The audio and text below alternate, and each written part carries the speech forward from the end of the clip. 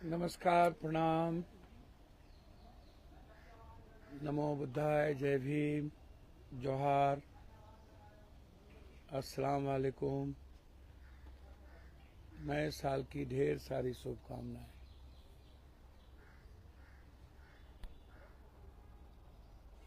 दिल की गहराइयों से मैं ईश्वर से प्रे करता हूँ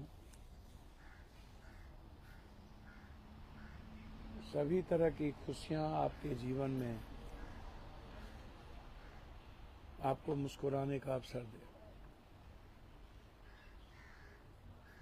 मैं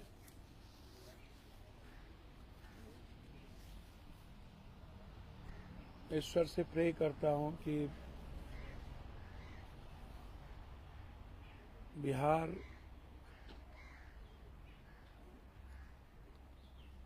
में जो 13.5 करोड़ लोग एक परिवार के रूप में हमारा है, हम सब एक परिवार है। झारखंड, बिहार, माँ और मौसी, बंगाल, वैसे तो भारत हमारा एक परिवार है और हम लोग हमेशा विश्व कल्याण और मानव कल्याण के लिए बात करते हैं।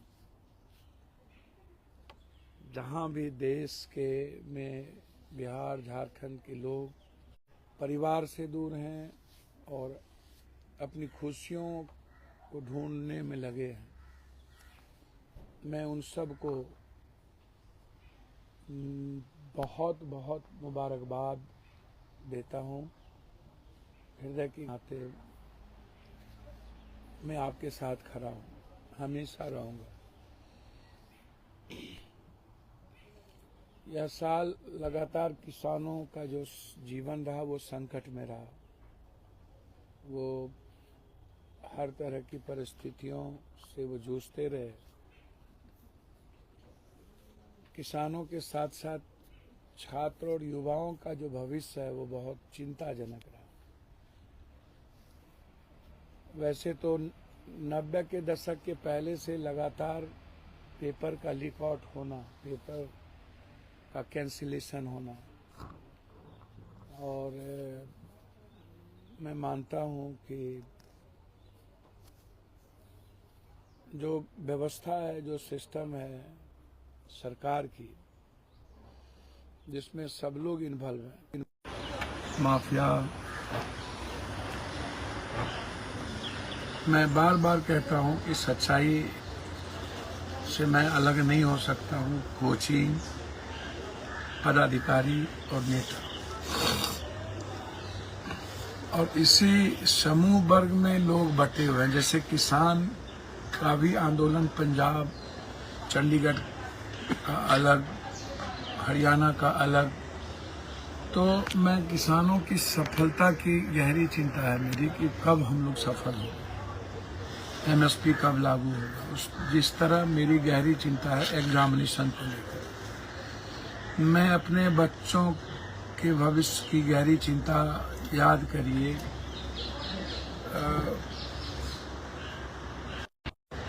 90 के पहले के दशक से डॉक्टर जगन्नाथ मिश्रा का स्वर्णिम काल था। तब हम लोगों का संघर्ष, हम लोग की लड़ाई शुरुआत हुई थी, और तब से लेकर के आज तक, चाहे शिक्षक का मामला हो, चाहे वित्त रहित का मामला हो, सबसे पहली लड़ाई 90 के दशक में हम लोगों ने वित्त रहित से शुरुआत की थी, जिसमें ईबीसी, ओबीसी के बच्चे, टीचर, प्रोफेसर अपने जेवर और सब कुछ बेच कर लगा दिए। और आज भी वही परिस्थितियां, वही हालात हैं। साल भर 9 महीना, 6 महीना किसी को अलाउंस नहीं मिलता है, तनख्वाह नहीं मिलती है। लगातार वित्त रहित प्रोफेसर की लड़ाई जारी है। मालिक लगातार एक्सप्लॉयटेशन करते जा रहे हैं, शोषण होता जा रहा है, और सरकार सुनने का नाम नहीं लेती। सरकार ने कोई रेगुलेटरी बॉडी भी नहीं बनाया और सरकार मालिक के पक्ष में खड़ा हो जाता है। कमिटी की भी वही स्थिति है। फिर मैं कहना चाहूँगा कि मेरा वही सवाल खड़ा हो जाता है। पहले तो मैं आप सबको पुनः बधाई, और आज किशोर कुणाल जी नहीं रहे, जो ट्रस्टी थे, कई घटनाएं ऐसी घटी है, इस बीच में मर्डर भी हुए हैं, कई ऐसे लोग जिनकी हत्या कर दी गई, दानापुर में भी, दाऊ की और भी लोगों की, हमारे एक पत्रकार की हत्या कर दी गई पूर्णिया में। बहुत ही दुखदाई और दर्दनाक घटना थी जिसमें पत्रकार की हत्या हुई। व्यक्तिगत क्षति भी है, मैं उनके प्रति भी संवेदना व्यक्त करता हूं और लगातार कई परिवार के लोगों ने इकलौते बच्चों को खोया है एक्सीडेंट में, इन घटनाओं में, मैं उसके प्रति। और किशोर कुणाल जी जिनका लगातार अपना कैरियर रहा, अपने तरीके से काम करते रहे, अच्छा खराब जो भी, लेकिन एक ट्रस्टी व्यक्ति जो नहीं रहे, मैं उनके प्रति संवेदना व्यक्त करता हूँ। उस परिवार के प्रति जो उस परिवार में उनके बेटे हैं, उनकी बहू हैं, संभावी, और खासतौर पर हमारे भाई हैं जो रिश्तों में उनके समधी हैं, अशोक चौधरी, और उनकी बच्ची को गहरी संवेदना में व्यक्त करता हूँ। मैं आज क्या कहना चाहता हूँ अपने बच्चों से। देखिए, मैंने एक बात हमेशा समझी कि जब कोई यूपीएससी, बीपीएससी, एसएससी, जब कोई ऐसा आंदोलन शिक्षक का, इंजीनियरिंग का, अन आंदोलन होता है, सर्वेयर का, सब आंदोलन में पप्पू यादव ने बड़ी लड़ाई लड़ी। हमेशा आपके आंदोलन में, चाहे वो विद्युत भवन के आगे हो, चाहे जहाँ भी हो, मैंने कोशिश की अपने बच्चों के साथ खड़े रह करके आज आपकी लड़ाई में लड़। 6,000 रुपया तनख्वाह शिक्षक की हुआ करते थे। आज तक संविदा और नियोजित हम लोग हटा नहीं पाए। तनख्वाह बढ़ी आंदोलन से, कुछ राजनीतिक और सामाजिक कारणों से शिक्षक के वोट की ताकत को सरकार ने समझा, तो कुछ हद तक प्रयास हुआ कि आपका सम्मान बढ़े। लेकिन जब भी कोई एजुकेशन एग्जामिनेशन का आंदोलन होता है, तो उसमें मैं समझता हूँ कि वो अलग अलग तरीके से बढ़ जाता है। बीपीएससी का है तो एसएससी वाले नहीं, यूपीएससी वाले नहीं, शिक्षक वाले नहीं, शिक्षक का होगा तो बीपीएससी वाले नहीं। वही बात होती है कि मेरा भगवान, मेरा जात, मेरा साहित्यकार, मेरा क्रांतिकारी, मेरा जात। वही हालात होते हैं इस परिस्थितियों में। मेरा मानना है कि मैं क्या चाहता हूँ कि छात्र या यूथ, जब रोजगार की बात हो तो एक बड़ा मोमेंट होना चाहिए इस कंट्री में। आप हमको एक बात बताइए कि कोई ऐसा मोमेंट आज तक 90 के दशक से लेकर के आज तक क्वेश्चन आउट होता रहा, लेकिन कोई देश भर में ये मोमेंट नहीं बनी कि आखिर हर एग्जामिनेशन का क्वेश्चन पेपर लीक आउट क्यों होता है और नालंदा इसके जनक क्यों होता है, नालंदा एक केंद्र बिंदु क्यों होता है, गुजरात केंद्र बिंदु क्यों होता है। आप उठा के देखिए नीट्स का क्या हुआ, नीट्स के एग्जामिनेशन पर क्या आप लड़ पाए? 25 लाख बच्चे का सवाल था, यहाँ तो 4 लाख बच्चे का सवाल। इतनी बड़ी लड़ाई हमारे नेता राहुल गांधी ने भी नीट्स को लेकर के इतना बड़ी आवाज उठाई, बात की। हम लोगों ने सदन को नहीं चलने दिया, लेकिन इसका हश्र कितना बुरा हुआ। क्या बच्चे को हम न्याय दिला पाए? बच्चे की लड़ाई लड़ पाए? बच्चा का मूवमेंट बन पाया? क्योंकि सबको ये लगता है कि नीट्स इस बार नहीं हुआ, तो मैं ये कहना चाहता हूँ कि मेरी परिस्थितियाँ ये है कि मेरा ये आपसे रिक्वेस्ट है कि आप हमको एक बात बताइए कि आपके मन में ये रहता है कि चलो भाई मैं लाठी ना खाऊं, मेरे पर केस ना हो, कोई और भी एग्ज़ाम दे देंगे, अलग हो जाएगा, कुछ ऐसी परिस्थिति आएगी जो ठीक हो जाएगा। मैं क्यों अपनी लाइफ को दौड़ पे लगाऊं? जैसे पैसे वाले को लगता है कि मेरे बच्चे के पास क्या अकूत पैसा है, मैं क्यों ऐसे चीज़ों में पड़ूं। जो दलाल टाइप के लोग हैं उसको लगता है दलाली करके मेरे पास पैसे आ ही जाते हैं, मैं मेरे बच्चे या मैं क्यों इसमें इन्वॉल्व हूँ। मैं दलाली करके कुछ न कुछ काम कर ही लेता हूँ, चाहे जिस रूप से करूँ। नेताओं को लगता है कि चलो भाई नेता का सब कुछ चल ही जाता है, मैं इसमें क्यों इन्वॉल्व हूँ। तो ये परिस्थितियाँ लगी रहती हैं। तो नेता भी मज़े में, दलाल भी मज़े में, पैसे वाले मज़े में। दिक्कत होता है हर उस जाति धर्म वर्ग के लोग जो मिडिल क्लास हैं, जो गरीब हैं, जो लोअर क्लास हैं, जो समाज में आर्थिक रूप से कमज़ोर हैं, जिसके पास खेती नहीं है, जिसके पास रोज़गार नहीं है, जिसके बच्चे सर्वाइव करना चाहते हैं। तो ऐसे बच्चे, ऐसे लोगों की बात मैं करना चाहता हूँ कि उनका भविष्य क्या होगा, जिसकी संख्या 90 करोड़ के लगभग, 85 करोड़ के लगभग है। 80 करोड़ 5 किलो अनाज पे खाता है और 90 करोड़ के लगभग हैं जिसके पास कोचिंग के लिए भी पैसे का अभाव होता है। माँ बाप बहुत मेहनत करके मुश्किल से बच्चों के सर्वाइवल के लिए करता है। एक तरफ कभी नौकरी के लिए आपने लड़ाई नहीं लड़ी, नौकरी के मुद्दों पर एक कभी आंदोलन नहीं हुआ, किसान के मुद्दों पर तो कभी पंजाब ने और लोगों ने तो लड़ भी लिया। बिहार और बंगाल और यूपी की हैसियत तो नहीं बची, वो लड़ेंगे भी नहीं। वो कभी जात पात से निकलते ही नहीं हैं, गलत धर्म मजहब से निकलते नहीं हैं। लेकिन बच्चे तो आपका भविष्य है। अग्निवीर हो गया, रेलवे की वैकेंसी खत्म हो गई, बैंकिंग की वैकेंसी खत्म हो गई, आपके पास कुछ सेलेक्टेड वैकेंसी, कभी यूपीएससी, कभी बीपीएससी, इस तरह की चीज़ें, कभी शिक्षक, कभी सिपाही भर्ती, बस सेलेक्टेड है, वो भी स्टेट वाइज है। तो आप ज़रा इस बात की कल्पना करिए कि आपके पास नौकरी भी नहीं बची और प्राइवेट की ओर हम बढ़ गए हैं। प्राइवेटेशन लगभग सीधा, उसमें ना कोई एग्जामिनेशन होना है ना कुछ होना है। तो आपका भविष्य क्या होगा? मैं कई बार कहता हूँ जब आप संकट में होते हैं तभी मैं आपके पास कोशिश करता हूँ आपको मॉरल बूस्टअप करूँ। जन्मदिन के दिन रात से मैं और सदन में, पहला दिन सदन में मैंने बीपीएससी के मुद्दों को मजबूती से उठाया। फिर मैं लगातार इस सदन में 3 बार बीपीएससी के मुद्दों को मैंने लोकसभा के भीतर इसको उठाने का प्रयास किया, उठाया भी। और डीएम जब हमारे बच्चों पे थप्पड़ मारे थे तो उस वक्त सिर्फ पप्पू यादव ने यह बात कही सदन कि कौन ऐसा आदमी है कि जो लड़ाई लड़ सकता है।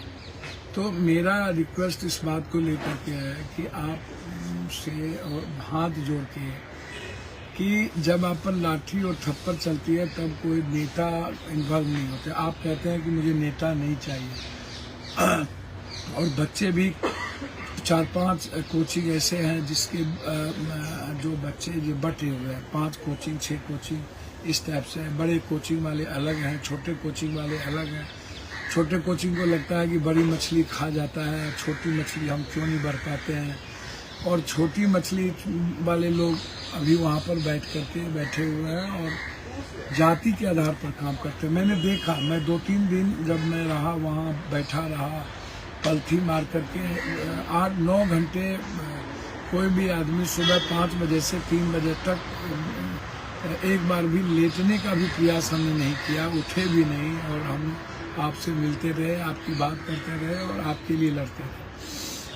लगातार आप एक परिवार और बच्चों की तरह मैं आपके साथ जो परिवार का दायित्व होता है मैंने वो निभाया और ईमानदारी के साथ। लेकिन वहाँ जो बटे हुए लोग हैं वो बच्चों के भविष्य की चिंता नहीं करते, वो अपनी राजनीति करने लगते हैं। किसी को एमएलए बनने का सपना हो जाता है, किसी को एमपी बनने का, किसी को, सबको सपना देखना चाहिए। आप पीएम भी बनेंगे लेकिन उसके लिए पेशेंस की भी ज़रूरत है और उसके लिए तरीके भी चाहिए। आप ही पीएम बनेंगे, आप ही सीएम बनेंगे। मैं तो कह रहा हूँ कि बच्चों को भविष्य यूथ को लेना चाहिए और वो एमएलए एमपी बनेंगे तो वो उसको पेन होगी। लेकिन आप जिस तरीके से वहाँ कोई एक मोटा भाई बैठा रहता है, कोई वकील है, किसी का एक बार बेल करा लिया, उसको एग्जामिनेशन से कोई मतलब नहीं है। मैंने उनके आचरण और चरित्र को देखा। क्या नाम है, कौन तिवारी है नाम, मैं नहीं जानता हूँ। वो कभी कहते हैं मैं यहाँ से नहीं उठूंगा, मैं कहीं नहीं जाऊंगा, लेकिन जब उसका कोई एक बहुरूपिया जात, जिसको जो लंबे समय से एक ही बात बोलता है, संघर्ष करने से कुछ नहीं होता है, वो उसकी भाषा यही है कि पैसे से ही सब कुछ होता है, पैसे से ही हम बेचेंगे, पैसे जाति के आधार पर।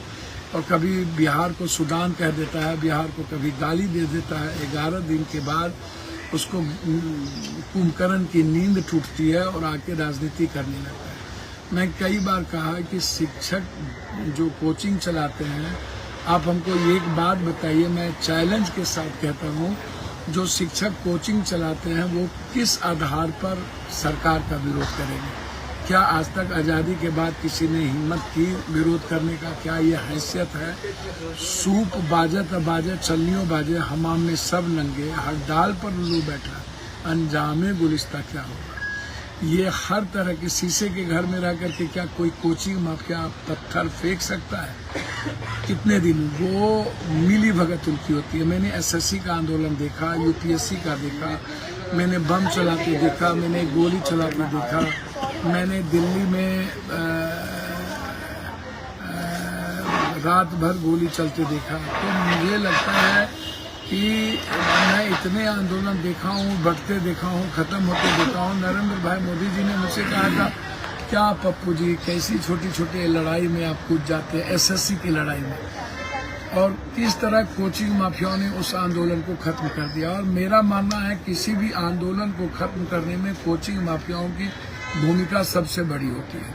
वो अपने नेतागिरी और अपनी कोचिंग को चलाने के लिए सब कुछ लोग जो वहाँ बैठे हैं, मैं उनका नाम नहीं लेना चाहूँगा, वो जाति के आधार पर भी वहाँ पर बटे हुए हैं। लोग आते हैं अपने अपने जाति और अपने अपने दल के आधार पर आके राजनीति करने लगते हैं। और वो लोग, जो लोग का कोई अपना इतिहास नहीं, हिस्ट्री नहीं, बैकग्राउंड नहीं, जो सब दिन लूटा हो, जो सब दिन दूसरों को ठगा हो, जो किसी का सगा नहीं, और जिसको क्या मौका नहीं मिला कैबिनेट से लेकर के, और सबके पैसे मार करके जा करके बैठ गया हो और पे करता हो अकाउंट पर, वो पैसा की औकात दिखाता है। मैं उनको बता दूं, जितना उसके पास पैसे लूट क्या होगा, उतना वो पैसा बांटने वाले भी इस कंट्री में बहुत सारे लोग हैं, औकात भी रखते हैं, और वो दिखता है।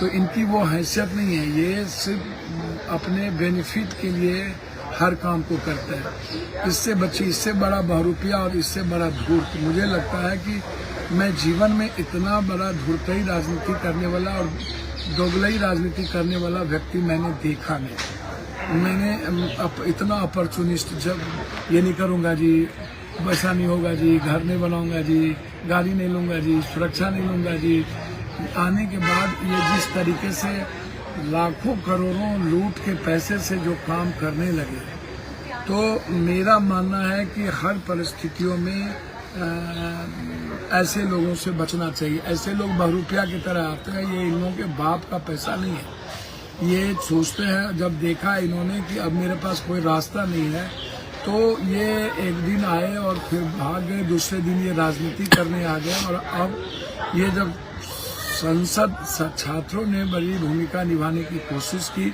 तो वो उसके शेयरदार बनने लगे कि मैं आपको ऐसा करूँगा, मैं वैसा करूँगा। और इसमें वो जो बैठे हुए वकील हैं, मोटा क्या नाम है, वो लोग ने जाति के आधार पर उसको प्रश्रय दिया। और वो जो लोग कहते थे राजनीति नहीं करेंगे, उनसे मैं ये जानना चाहूँगा, इस बीपीएससी के आंदोलन को नेताओं का जागीर कैसे बना रहे हैं? और क्या आपको लगता है कि सरकार ऐसे चीज़ों में सपोर्ट करेगी? जब आप कोचिंग माफिया का सपोर्ट लेंगे और राजनेताओं का आप सपोर्ट लेंगे, कोई आपको सपोर्ट करे जा करके वहाँ धरना स्थल पर बैठे आपकी मदद करे, चलेगा।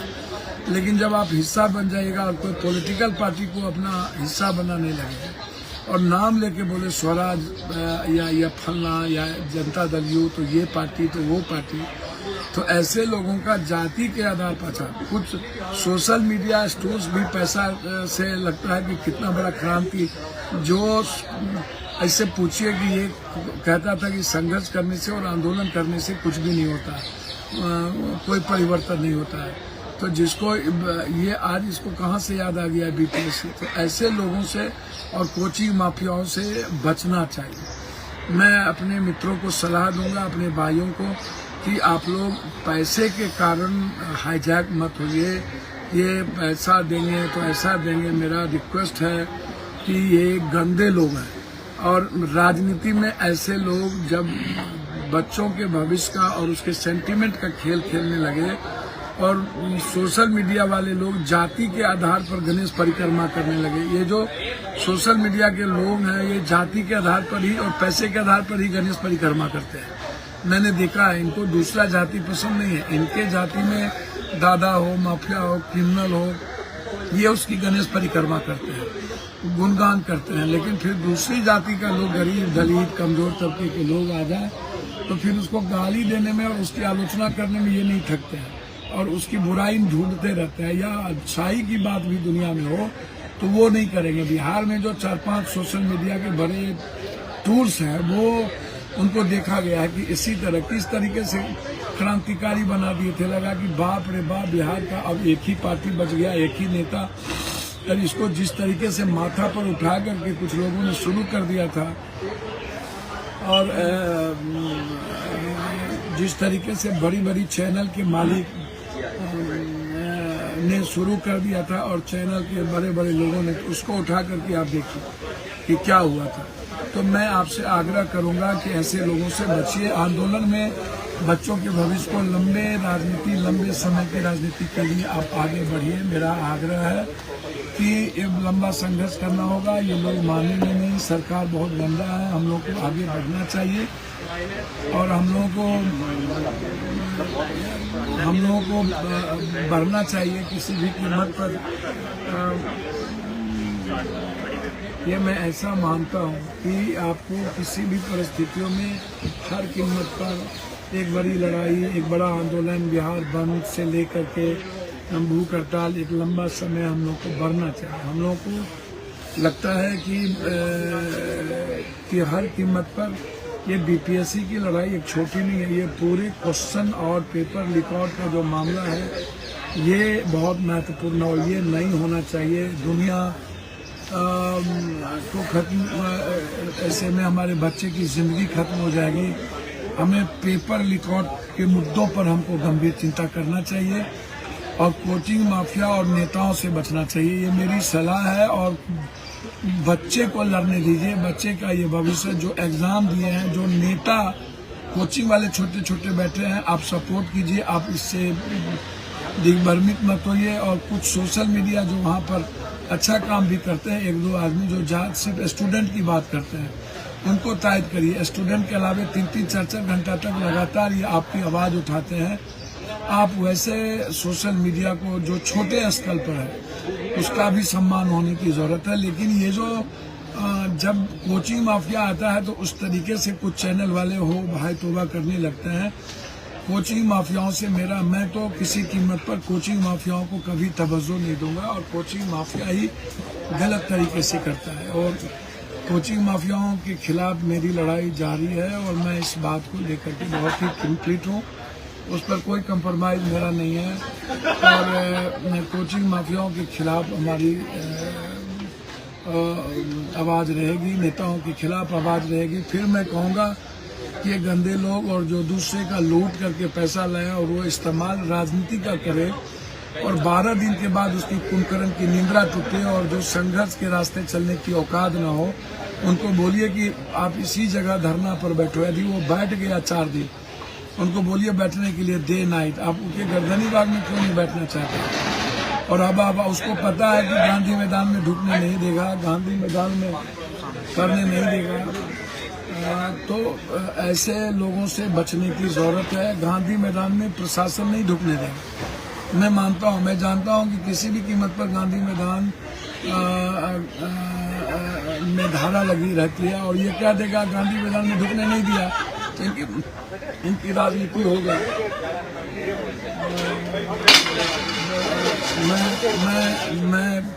मेरा आग्रह है कि राजनीति करने मत दीजिए। ये गंदे लोग हैं। फिर मैं आपको बार बार कहता हूँ, ये सोशल मीडिया का पैदाइश किया हुआ लोग है। पैसा की बदौलत होता है। ये व्यूवर्स पैसा से ही खरीदना चाहता है, इसलिए इससे बचिए और आंदोलन को सक्सेस कीजिए। मैं भी आपको मोरल सपोर्ट देता हूं।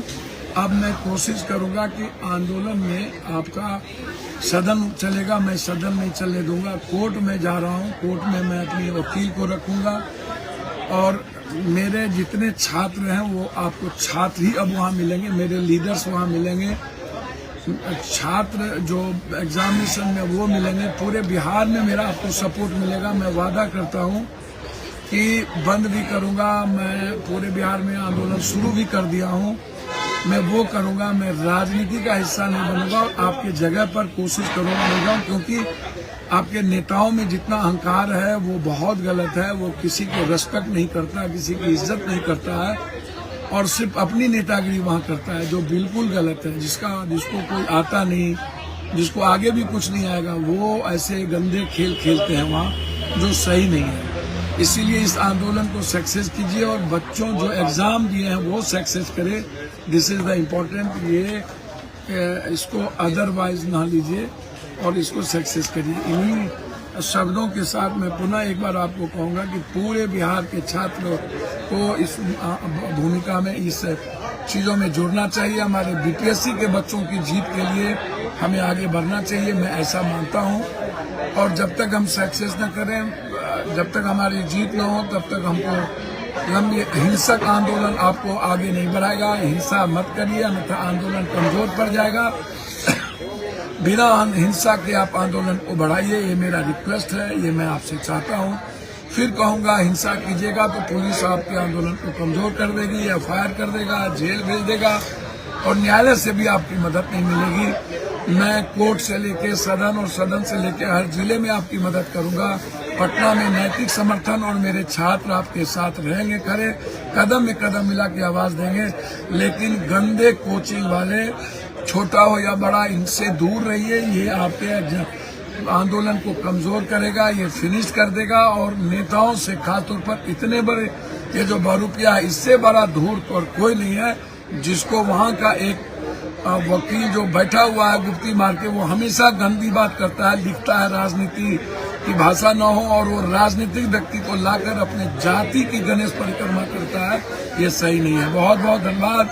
आपके आंदोलन के सक्सेस की शुभकामनाएं। आप सबको ढेर सारी शुभकामनाएं। आपको मैं प्रणाम करता हूं और नए साल की शुभकामना देता हूं। धन्यवाद, नमस्कार, जय भीम, नमो बुद्धाय।